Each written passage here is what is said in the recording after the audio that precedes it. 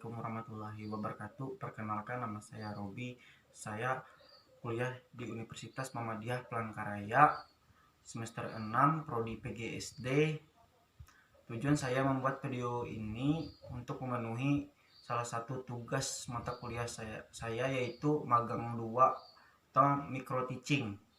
Sebenarnya tugas ini dikerjakan di kampus karena ada halangan yaitu virus COVID-19, maka tugas ini dikerjakan di rumah saja. Baiklah, materi kita tentang hari ini adalah makhluk hidup, ciri-ciri makhluk hidup. Makhluk hidup itu ada 3, yaitu manusia, hewan, dan tumbuhan. Di kebun atau di rumah sekolahmu banyak sekali makhluk hidup dan benda mati. Dapatkah kamu menyebutkan contoh makhluk hidup yang terdapat di lingkungan sekitarmu? Tahukah kamu ciri-ciri makhluk hidup? Ciri-ciri makhluk hidup dapat kita lihat di situ. Ciri-ciri makhluk hidup membutuhkan makanan dan minuman. Makhluk hidup berkembang biak.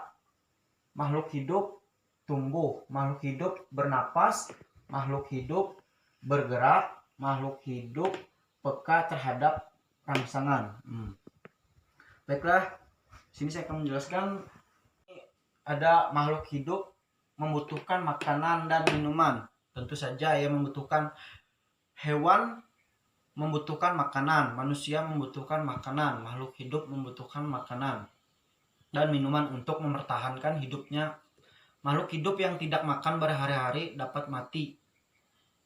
Hewan peliharaan yang tidak diberi makan dapat menjadi lemah, bahkan akhirnya dapat mati. Manusia dan tumbuhan juga membutuhkan makanan. Tumbuhan dapat membuat makanannya sendiri. Tumbuhan menyerapnya dengan menggunakan akarnya. Manusia membutuhkan makanan dan minuman setiap hari.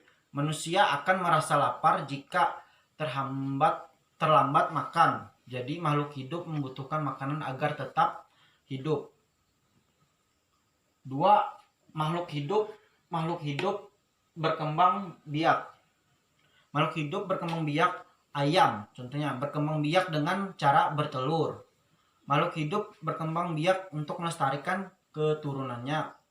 Berkembang biak berarti menghasilkan keturunan. Hewan berkembang biak dengan cara bertelur dan beranak. Kucing, kambing, sapi, dan gajah berkembang biak dengan beranak. Sebaliknya, ayam, burung, dan katak berkembang biak dengan bertelur. Perkembangbiakan tumbuhan dapat dilakukan secara alami dan buatan. Perkembangbiakan secara alami misalnya melalui tunas, contohnya pada tumbuhan pisang. Selain itu, perkembangbiakan secara alami dapat dilakukan melalui biji, contohnya mangga, rambutan, jeruk. Perkembangbiakan secara buatan dapat dilakukan dengan mencangkuk dan stek. 3. Makhluk hidup tumbuh. Makhluk hidup mengalami pertumbuhan dari kecil menjadi besar. Contohnya biji kacang hijau dapat tumbuh menjadi cabang. Itu salah satu contoh dari tumbuhan. Kalau manusia, ciri-ciri pertumbuhan manusia adalah bertambahnya tinggi dan berat badan. Itu kalau contoh manusia. 4. Makhluk hidup bernapas. Salah satunya kita sebagai manusia juga bernapas. Makhluk hidup bernapas. Makhluk hidup memerlukan udara untuk bernapas. Saat bernapas, manusia menghirup oksigen. Oksigen terkandung dalam udara. Manusia mengeluarkan karbon dioksida dari tubuh. Manusia dapat bertahan hidup meskipun tidak makan sehari. Akan tetapi manusia tidak dapat hidup tanpa bernapas.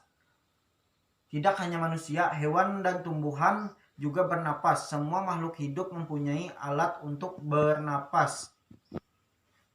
Tumbuhan bernapas melalui pori-pori di permukaan daun. Pori-pori ini disebut mulut daun atau stomata.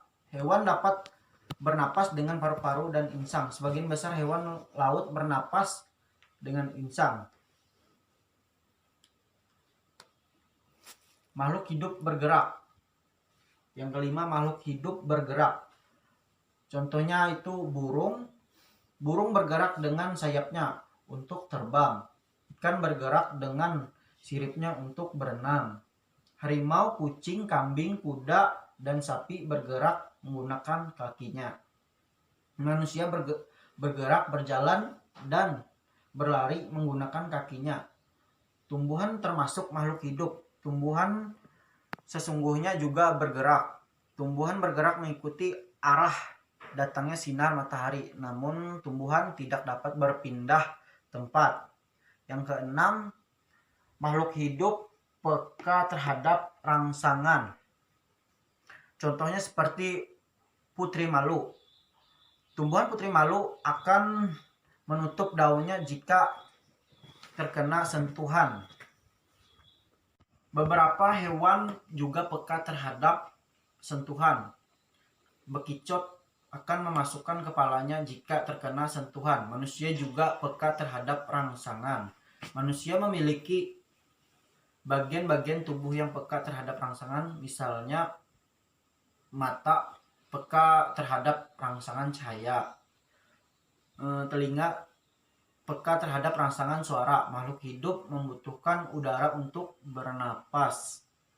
Makhluk hidup juga membutuhkan air dalam makanan. Selain itu, makhluk hidup juga membutuhkan tempat untuk hidup. Jika kekurangan air, tumbuhan tidak dapat tumbuh dengan subur.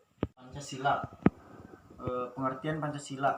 Secara etimologis, Pancasila berasal dari bahasa Sanskerta yaitu panca yang berarti 5 dan sila yang berarti dasar. Jadi Pancasila secara harfiah artinya yaitu 5 dasar. Pancasila sendiri merupakan dasar negara Indonesia, di mana nilai-nilai luhur yang terkandung dalam setiap silanya terdapat 5 gagasan dalam Pancasila, yaitu ketuhanan, kemanusiaan, persatuan, demokrasi, dan keadilan, di mana kelima gagasan ini sudah ada sebelum bangsa Indonesia merdeka.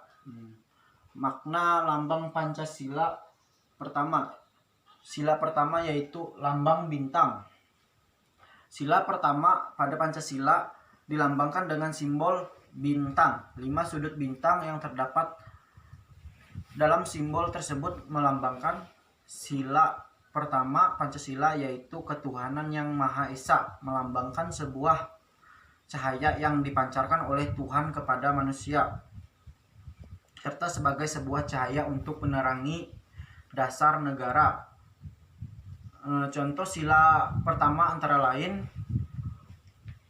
setiap orang memiliki hak untuk memeluk suatu agama tanpa memandang rendah pemeluk agama lain, tidak melakukan penistaan dari suatu agama karena hal itu tidak menunjukkan dasar kemanusiaan yang adil dan beradab. Toleransi antara umat beragama. Apabila ada seseorang yang beragama Muslim berpuasa, maka umat beragama lain harus menghormatinya dengan tidak makan di depannya, minum di depannya. Setiap orang bebas untuk memeluk agama yang diyakininya, apakah agama itu yaitu Islam, Katolik, Kristen, Hindu, atau Buddha, sesuai dengan keyakinan masing-masing. Apabila seseorang mendapat umat agama yang sedang beribadah, jangan membuat kegaduhan atau keributan yang dapat mengganggu kelancaran ibadahnya.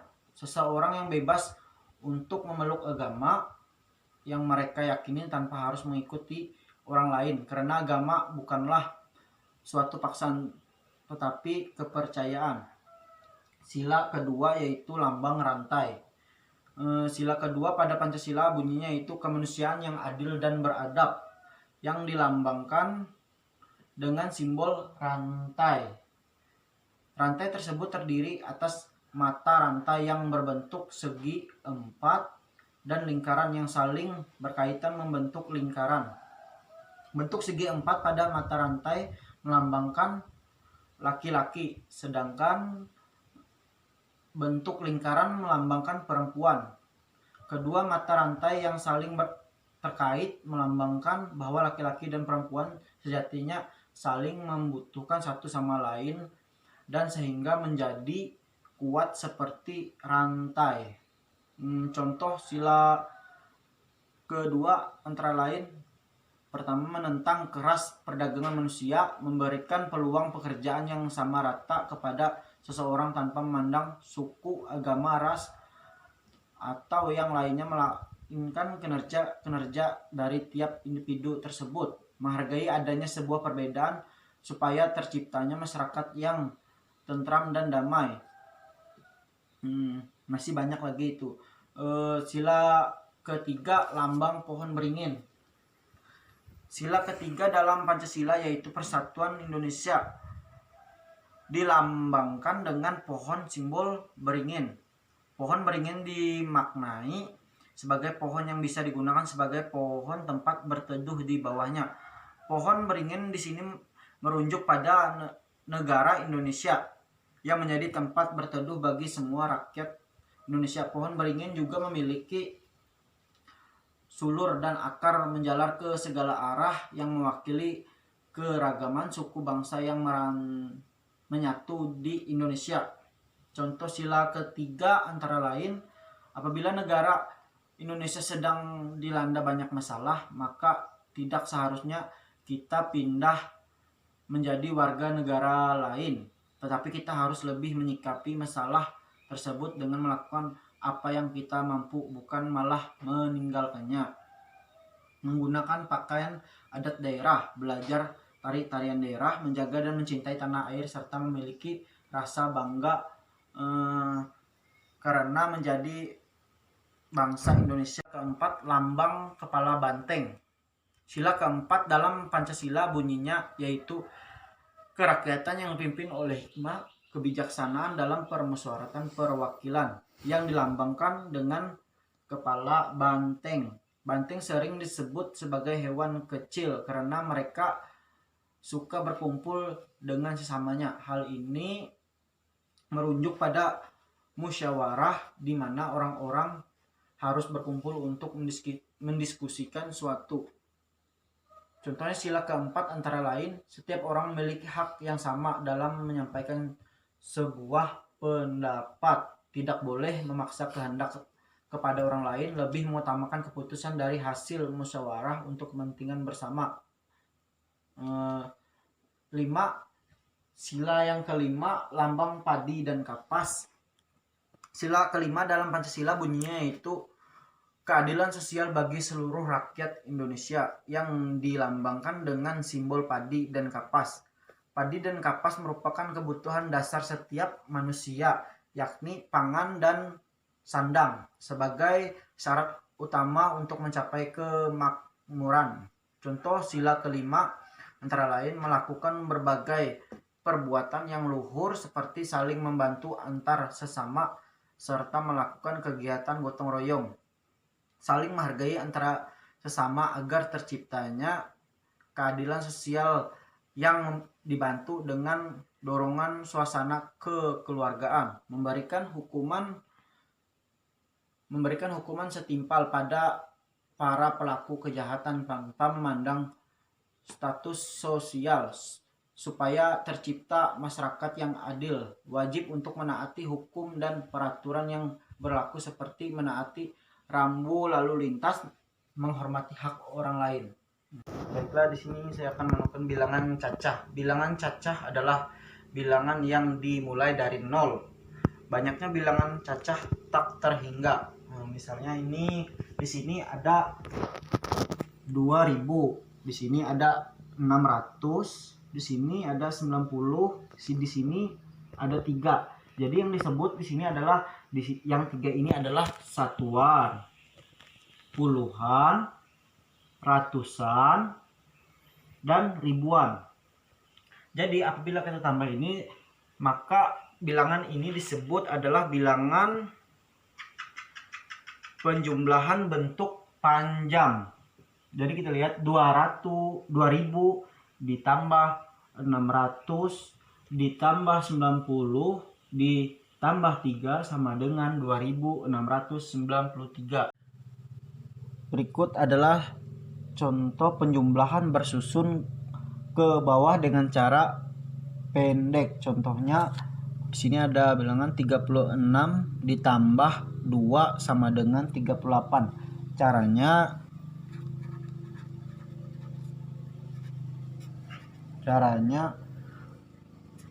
6 tambah 2 sama dengan 8. Nah, ini kita tambahkan ke bawah, 6 tambah 2 sama dengan 8, lalu 3-nya turun. Jadi hasilnya adalah 38.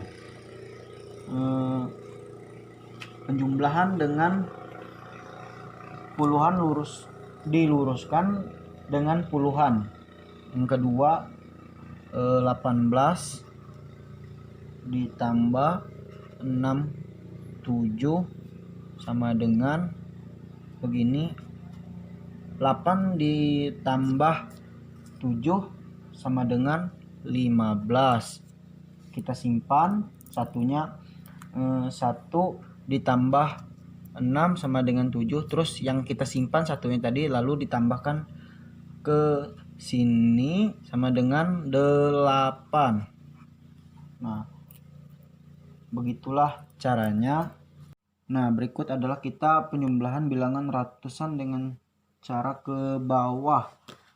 Di sini ada 368, terus ini 579. Kita tambahkan jadi 8 tambah 9 sama dengan 17. Satunya kita taruh di sini. Lalu 6 tambah 7 sama dengan 13 ditambah 1 14. Kita naikkan lagi satunya ke sini. Jadi 3 ditambah 5 sama dengan 8. Kita tambah 1 yang di atasnya ini tadi menjadi 9. Nah, hasil satuan diluruskan dengan satuan, hasil puluhan diluruskan dengan puluhan, hasil ratusan diluruskan dengan ratusan.